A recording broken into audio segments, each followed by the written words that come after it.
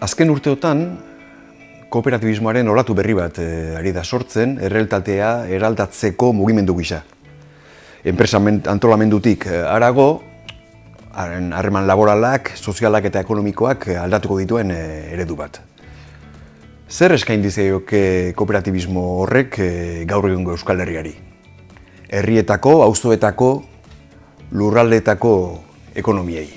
Ana Gabrielek, Genofa Beroko Irigoinek egindako elkarrizketa batean, ekonomia sozial eraldatzailean oinarritutako esperientzia kooperatibo katalana aztertzen du. Enekoitz Etxezarretak kooperatibismo eraldatzailearen hurbilketa teorikoa proposatzen du.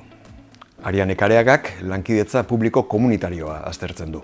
Ion Muñoak herri erakundeen eta gizarte eragile eta herritarren arteko lankidetzaren inguruko gogoeta egiten du.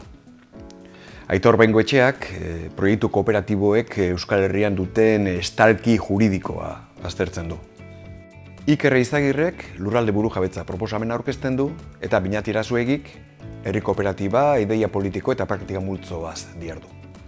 Horiekin batera, kooperatibismo eraldatzailearen esperientzia sorta bildu dugu, 14 proiektu Euskal Herri osokoak, energia, telekomunikazioak, elikadura burujabetza, komertzioa, zaintza, hainbat eta hainbat esparrutan.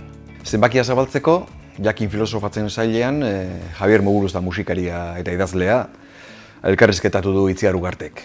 Eta egunen gurpilean sailean, Jokin Bergararekin batera, sinadura berri bat dakarkigu, Jasmine Kris. Eta azalean, Irantzu Pastorrek, Euskal Herriko puzle kooperatiboa nola osatzen ari den erakusten digu.